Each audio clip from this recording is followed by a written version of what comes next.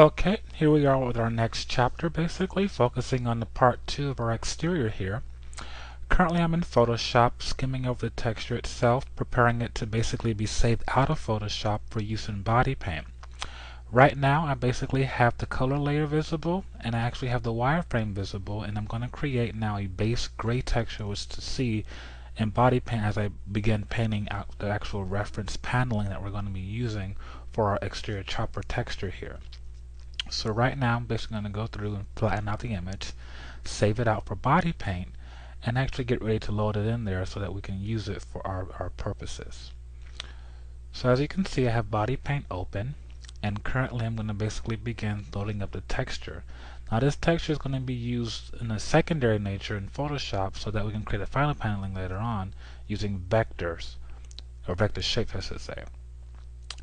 So here we are now in body paint with the actual wireframe texture now visible on our actual exterior helicopter here. And I'm going to basically begin inspecting around, looking at the various shapes and forms that we can utilize from this mesh. Basically, we're going to use this mesh as a guide of sorts to create our reference paneling.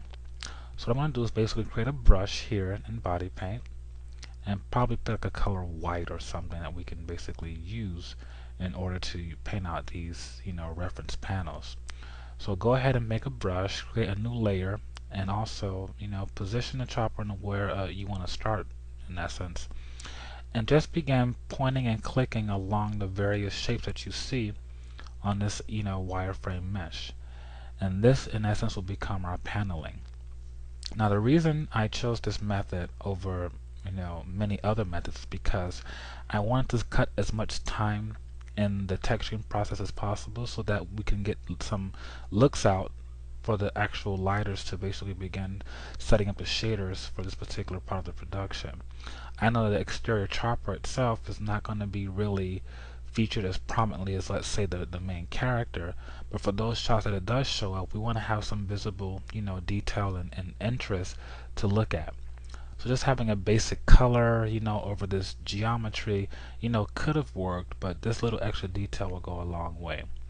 So right now I'm just simply going along and drawing out these panel shapes in order to create, some visual interest for this chopper.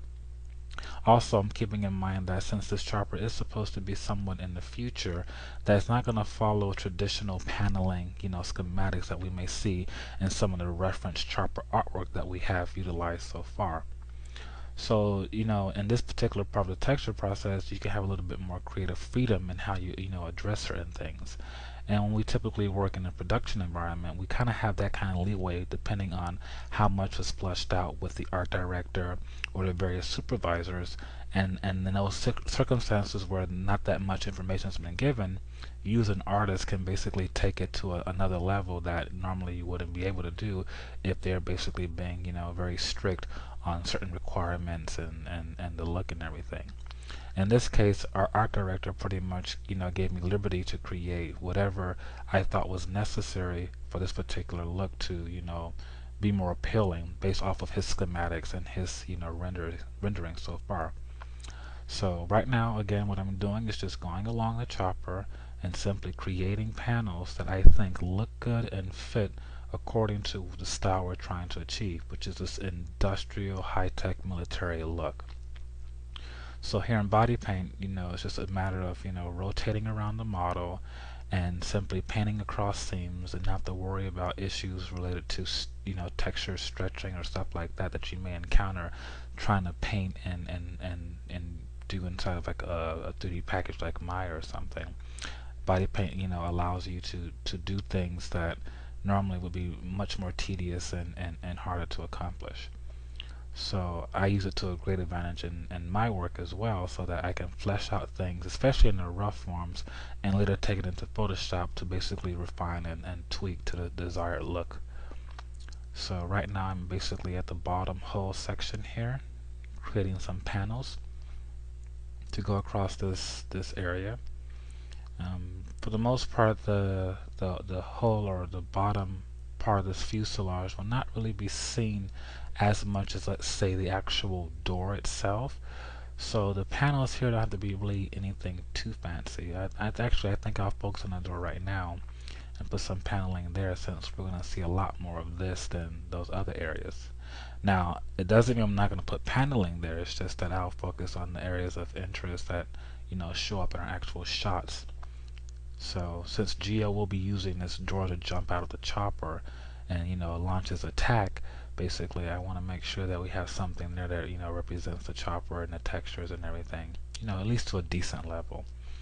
So right now I'm basically focusing on the handle area near the door right now, and just creating some more visual interest, something to draw the eyes closer to the the main points of action that are gonna be going on in this sequence.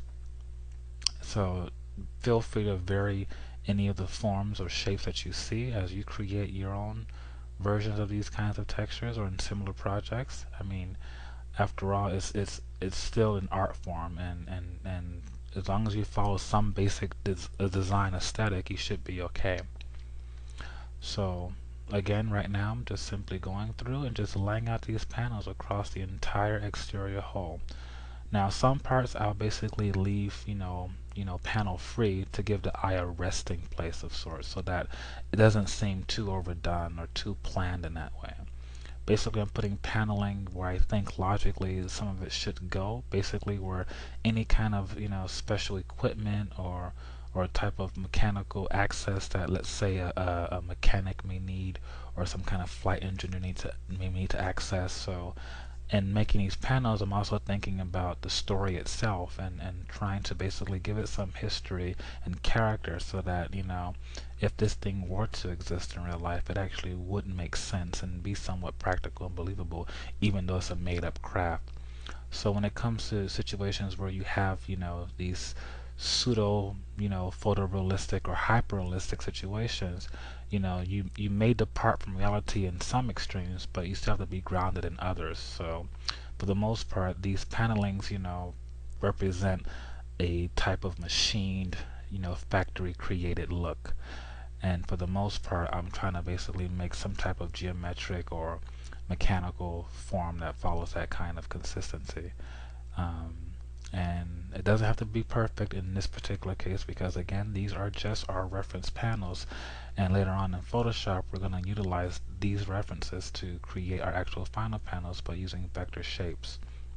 So right now I'm working my way to the rear of the chopper and continuing to create these panels that we're going to be utilizing later on, and just changing their shape, changing their flow, making sure that there's some kind of interest or some kind of visual detail that the eye can look at and actually focus in on or appreciate overall when the chopper itself is finally done. And for the most part, it's pretty straightforward. It's just a matter of using body paint here to basically manipulate these textures in a way that they can be seamless, they can represent the style that we're going for, and I can save a lot of time basically by creating something in which to draw upon later on. So right now I'm going to just go in here and create some more paneling near, or I should say between, these two wing tips in the back here. And depending on how the form looks, I may like it or I may not. So if you don't like how something looks, you just simply erase it and just keep on going. And it's also good to just try out different techniques, different approaches, and different styles even, to see what works and what doesn't work for the look you're trying to go for. I mean, ultimately, there's no one right way of doing anything, but it's what's most efficient for you and your workflow. So if you notice here also in body paint, I'm periodically saving out all the things that I'm working on, so that if my computer crashed, for instance, I won't lose a whole block of work. So make that a really important habit in your day-to-day, texturing life. So here we go again, just making more panels and just trying to basically fill up all the negative space with something that we can, later on add some type of detail to. Maybe some grunge or rivets that can go across these panels to create some kind of history or, life use of this vehicle that actually served in some type of, armed division of some kind. So as we continue to paint these panels, I'm also keeping in mind what I'm going to be adding to it later on. So I'm going to come in here and add some smaller panels to this back section, just to fill in some of this space. I think this would be a good area that, maybe the mechanics have to access the hydraulic fuel lines or something or other. So as the panel goes there just for that purpose. And it's just filling in the areas that basically need it the most. Okay, I just cut to a top shot, and I'm basically going to create a series of panels that cut across, the central axis of the chopper here. For the most part, I'm only going to paint one half of the chopper and basically create a mirror opposite in Photoshop, since it'll be much quicker that way. Just a matter of duplicating a layer, flipping it horizontally and or vertically, and begin to apply our techniques to it as well. So in the case of this particular top shot, the reason I'm not doing, let's say, one half is because I want to go across the seam to make sure these panels line up precisely. Even though they are references, they still should have, they should be as close to what the final is going to look like as possible. So, again, these kind of decisions can be made on the fly. It's not set in stone, but I'm thinking ahead. So the less work I can do later on, the better. So I would say keep that in mind as you're working. And here I am here going in towards one of these smaller wings. And as I'm laying this out, I don't think it may need a panel because the shape is so small. But I'm going to try out different combinations here just to see if something may work. But ultimately, it's not a big deal if I leave this blank. So let's just try it out here and see if this may work. And if I like it, I'll keep it. But if it doesn't, then, well, just erase it and move on to a different section. So let's just draw this panel in here now so that we have something to look at here. Get in closer. And again, I'm just basically trying out shapes just to see what works and what doesn't work. And for the most part, overall, I'm liking what I'm seeing. I may be spending too much time here on this smaller little detail that no one would ever see, but just wanted to test it out for my own purposes, and I don't think I like it. So I'm going to just basically erase this whole thing and just, move on. Let's take a look at the front part of this chopper here. Okay, there's a lot of stuff going on up there, so I'm not sure I want to start this area quite yet. There's going to be some rivet details I want to put there as well, so let's just move on to a different view possibly. Okay, and yeah, just look around, and depending on how it looks, just add your panels. So here I basically cut to a shot with me adding a few extra panels in between a session here. And I'm now going to basically go above the door and start putting in some panel detail as well. Again, this area will be featured heavily in our shots, so I want to emphasize a little more, just contrast as far as the texture itself in these areas. So I'm going to put some paneling here so that when I do start painting ground maps and rivets and other kinds of detail on this surface, I actually have stuff to draw upon to do this with. And again, I'm using a wireframe as a guide to create all these panels, so make sure you utilize it also to do the very same thing. I mean, there are other ways of doing this, and a matter of fact, you can even go back to the art director or any concept artist who may be working on your project and have them flesh out in specific detail what they want. In most cases, if it's photorealistic, they'll have actual real reference to basically refer to. But in the cases of these types of things where you have, the basic form fleshed out, but not the little, individual details, then the artist basically can create, pretty much with his heart's content what he wants to do up to a point. So in this case, since I know it's going to be this industrial high-tech look, and it should have some type of, history to it, these paneling details, I believe, will basically add just a little bit more, visual interest overall for the chopper than what I would ordinarily get with just color or just basic grunge maps alone.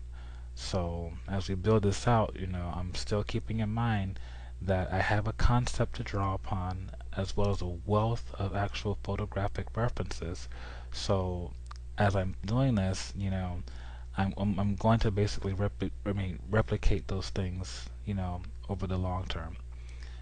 So right now I'm just going to continue here and basically save up my texture, and now load it back up into Photoshop so that we can actually begin the process of making these final panel forms.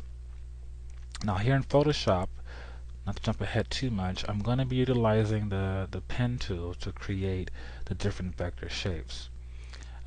For uses of how to work with this tool, I recommend going through the help menu. They have some basic little explanations and tutorials that should get you going. But if you're familiar with Illustrator or any really type of vector-based application, it's pretty straightforward. I mean, you're using Bezier curves and the like to create the various paths and curves to make the shapes, and it's just a matter of filling in with color and applying different styles or painting techniques to create the shapes that you want.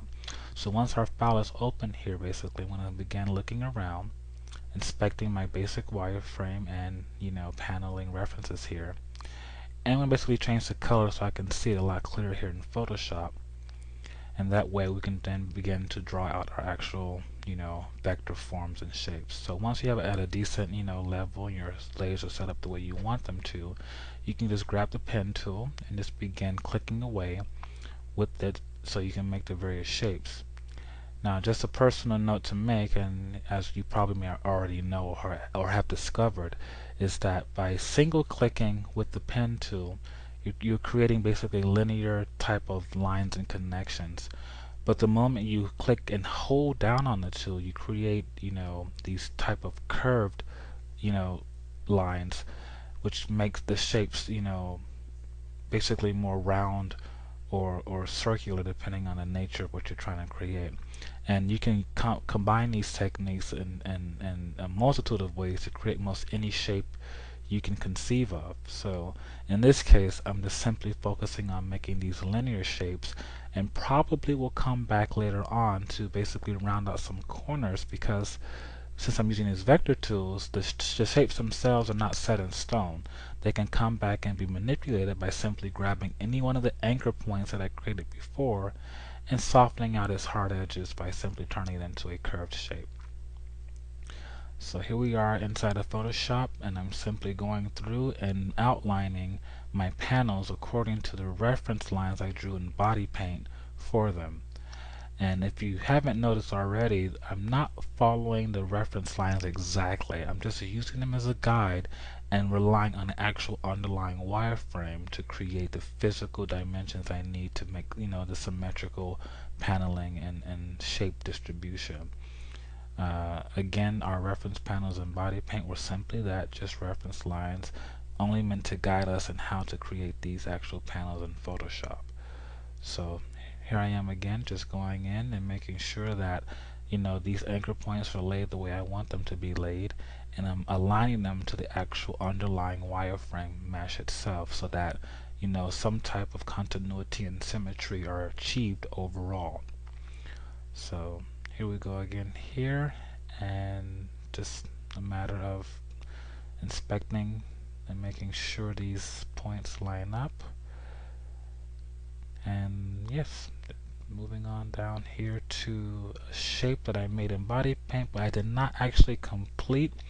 And again, this was because I knew I was going to come back into Photoshop and basically create the mirror opposite of that shape later on. So instead of drawing a complex shape like this in body paint, I simply just decided to do the rough of it and merely duplicate it later on when I got to that point in Photoshop.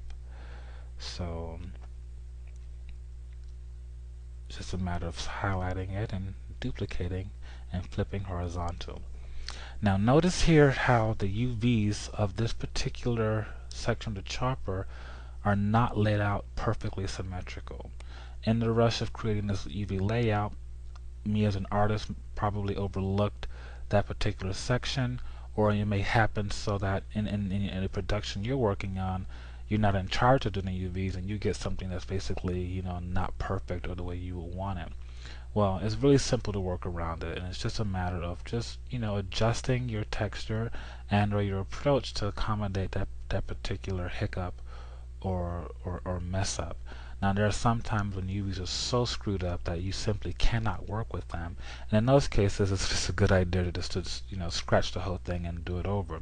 But in this case, something as minor as a line that dips down or a couple sections that seem to be a little bit wider than another are easily addressed and fixed after the fact if you have a good grasp of how you're doing your texturing and the approach you're going to use.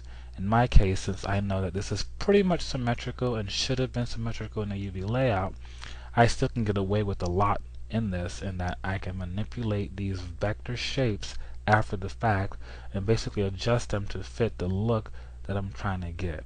So as I go here to this, the remaining panels that we have on this left side of our chopper, what I'm going to do ultimately is duplicate them, mirror them on the other side by flipping them horizontally, and basically tweaking it so that they line up perfectly with the lines that they're supposed to line up with.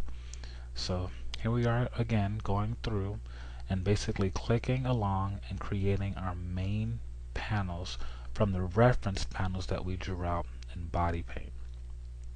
And it doesn't get any simpler than that. I mean, ultimately what we're going to be doing with this particular technique is going to basically save so much time than sitting there and trying to paint each and every individual panel. And these type of shortcuts and techniques basically help cut down in the hours or days you may spend trying to flesh out a design or a detail that otherwise could have been done with a simple technique like this. So in the long run, I hope something like this benefits any kind of hard surface approach that you have to do something like paneling or repetitive details where you just don't have the time but you need that visual clarity or interest to sell a particular texture. So here we are again, just going through and making our panels. And as you can see again, I'm only using the reference panels for that purpose as a guide of where my basic panel shape should be and nothing more. So as we move in and move around this texture here, we just want to keep that in mind that it doesn't have to be exactly perfect when you make the reference, but as you're doing the vectors themselves, you can basically manipulate them after the fact to what you want. So here I am again, creating some more panels, inspecting my work and checking to make sure everything is working out okay, which it appears to be. So I'm going to continue on and just continue making these shapes. And don't be afraid to zoom in and zoom out as you're working, because sometimes either our eyesight or just the monitors we're working on can sometimes be a bit difficult to discern. So Photoshop allows you to zoom in, and I recommend zooming into your work also, as well as zooming out, so that you get a good overall idea of what's really going on overall in your your texture. So as we finish up making these panels here, we're going to begin the process of actually applying various layer effects to them in order to make them look like embossed or somewhat molded steel or aluminum forms for our chopper design. So but before we get to that, we have to first finish making these panels. So I'm just going on and continuing that process until we have most all of them done. Some I'll simply just duplicate and move around and just manipulate them to create the rest.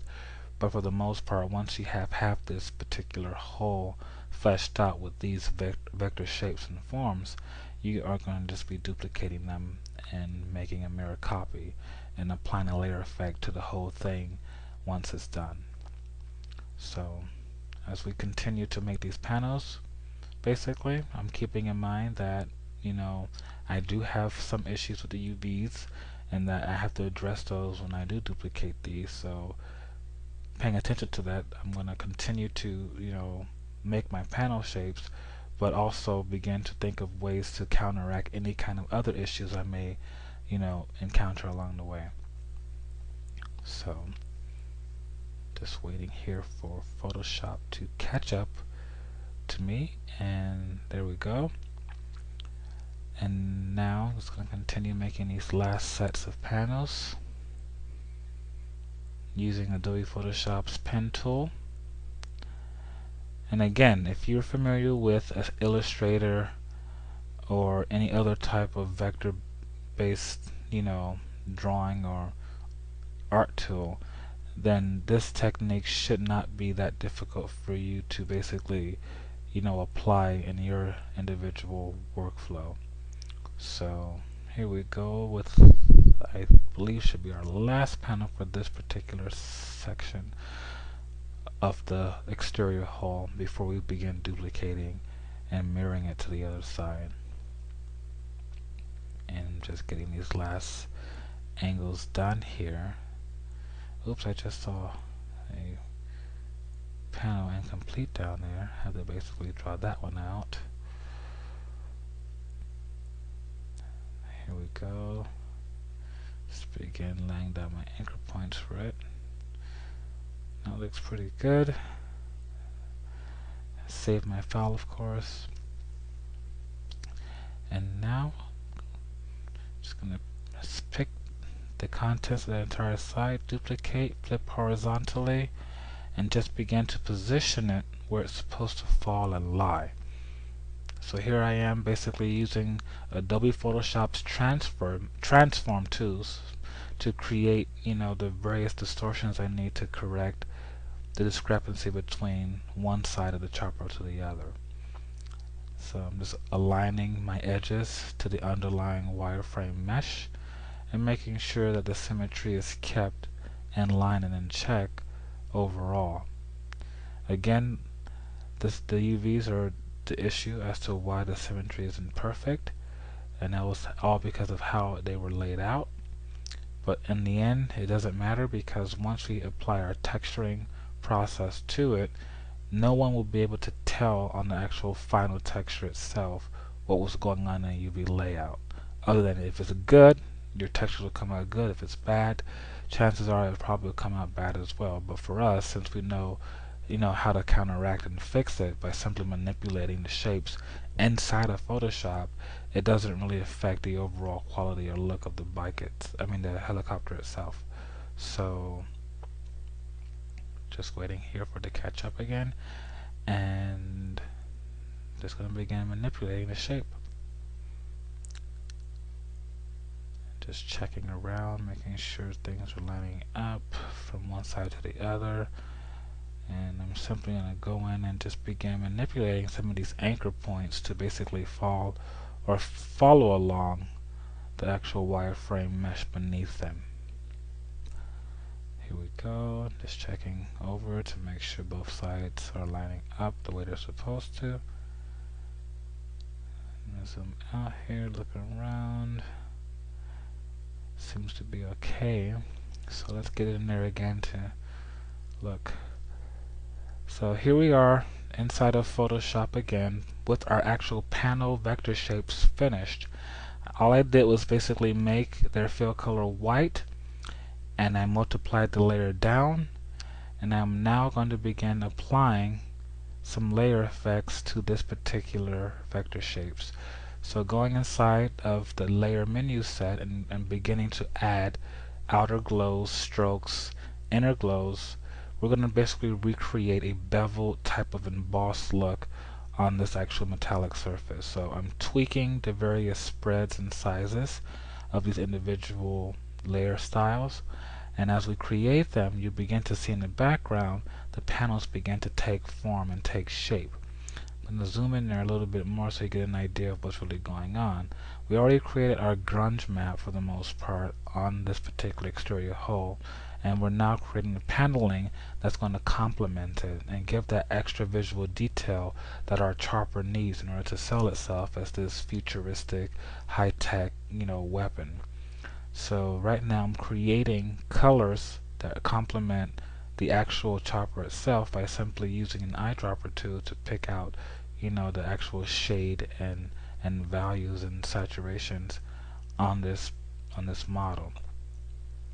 So as I pick out the colors for our different layer styles, you begin to see that they're taking on this shape of some type of metallic surface that has all this detail and history on it. So here we go, as we apply another one of the layer styles. This time I believe it's an inner glow that we just created so that we can make this type of extended, beveled look, so that when light hits, the discoloration occurs, and simply faking it all. Now this could have been easily painted, but again, we're trying to save time and cut back on how much we invest in trying to make something like this, which can be done in 5 minutes itself. So again, just adding layer styles and making sure my values and colors and intensities are in line with what they ultimately want. So here we go. And yes, this is our paneling for the chopper. Just inspecting it, making sure things are lining up the way they're supposed to, and I think we're going to basically flatten this out and take a look at it inside of body paint. So before I do that, I'm just going to add a couple more little details here that I noticed, and just tweaking them a little bit. And just inspecting it around here in Photoshop, making sure everything is the way I want it to be.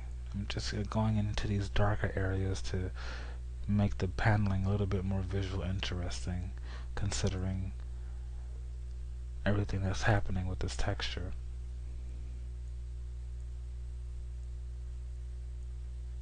And it looks to be pretty good. As you can see, the grunge map is coming along.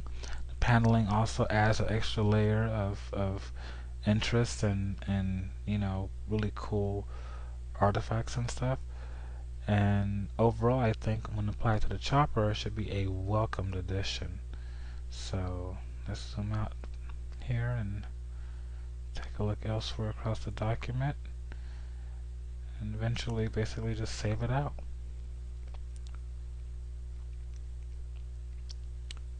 I'm going to flatten out this entire Photoshop document and begin to save it so that we can see it inside of body paint actually applied to a model, and basically get an idea of how the texture is working across the surface and with the various different lights playing on it, kind of thing. So